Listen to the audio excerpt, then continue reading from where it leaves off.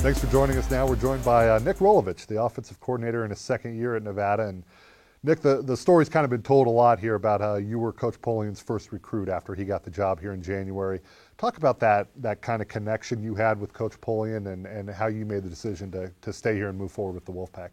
It was pretty quick, pretty easy. Once I got him on the phone and we started talking about his plans for the football program, a lot of the same things I believe in. I think pretty quickly in a conversation with Coach Polian, you get that he's genuine. He means what he says. He's going to tell you the truth. He's up front.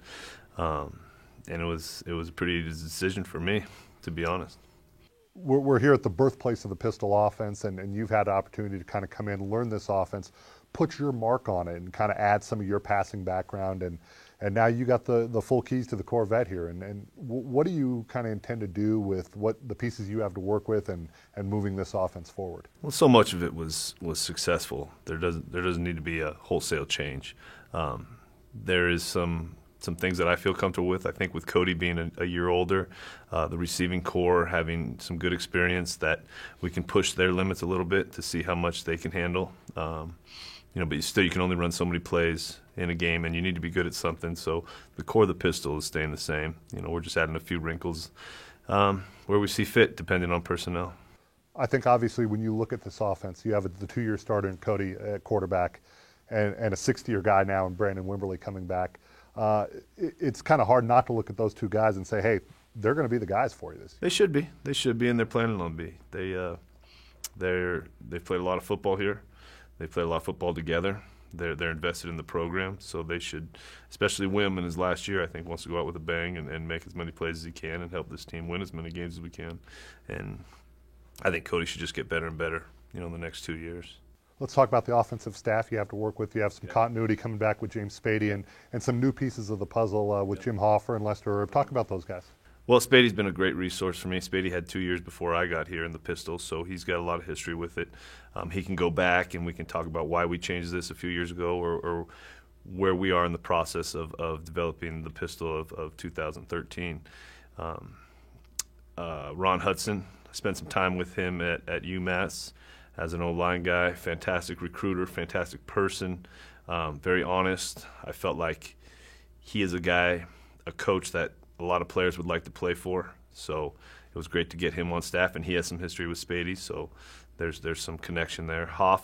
Coach Hoffer has been around a long time and coached a lot of places and coached a lot of football. He's got some history with a lot of the concepts we run here, and his demeanor is it's just very comforting to have him. He's always there to help. He's always there to throw suggestions out.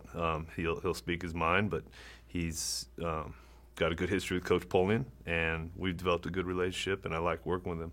And then Lester just got here a little while ago. He was the last guy on. He's special teams running back. Again, he's coached a lot of big-time football at Iowa, and he has his ways he's done things. So there's a lot of good discussions going, a lot of good football discussions.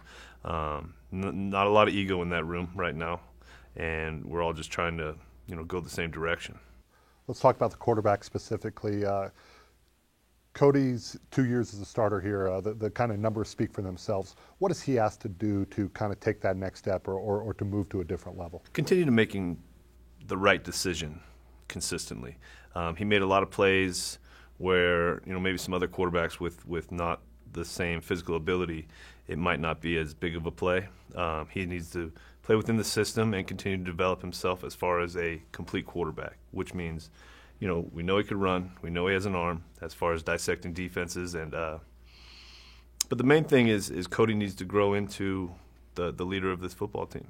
I think Wim's a nice.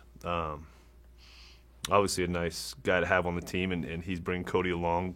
He's the guy that guys listen to right now with Joel Bitonio. But Cody is a quarterback. It's not freshman or sophomore year anymore. This is time for Cody to take this offense and go with it. And he showed some intangibles last year, played hurt for a lot of the season and took that big hit in the bowl game and came back. He kind of showed a little bit of those leadership and those intangibles last year. The Arizona game was a great example of what Cody Fajardo can be. If he plays like that every game, we can be a very special team.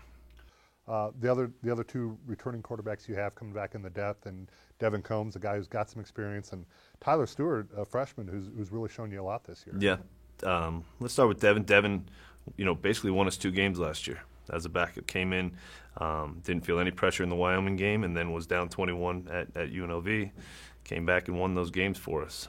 So he's got this team believes in him. They've done it with him before. They've went to battle with him before, and he's got a demeanor where he doesn't really get rattled. So he's him and Cody being the same year for 2 more years is a great place to be. And then Tyler Stewart has really emerged this spring as he got a lot better. He understands a little bit more what it means to be a college quarterback. He's showing some toughness. He's throwing a great ball. He's playing within the offense. He's eager to get his chance. He's eager to compete.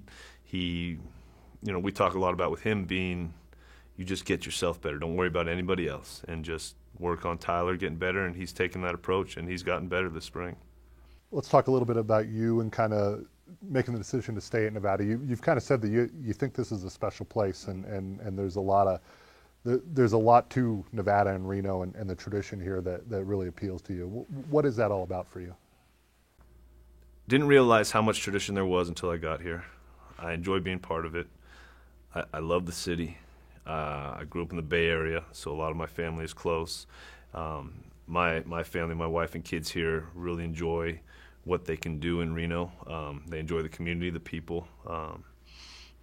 It's hard to say something bad about our decision to stay here right now. It was the best decision for our family. We don't need everybody coming up, but I think this is a pretty underrated place, in the country. This is a great place to live. You got everything you need. And going into the off season, you're kind of making room for some additions to your family. Yeah, 2 of them. 2 more twin boys coming, so we'll get them out in the middle of the summer and see where this goes. Okay. Well, thanks, Nick. We appreciate All you right, joining Chad. us.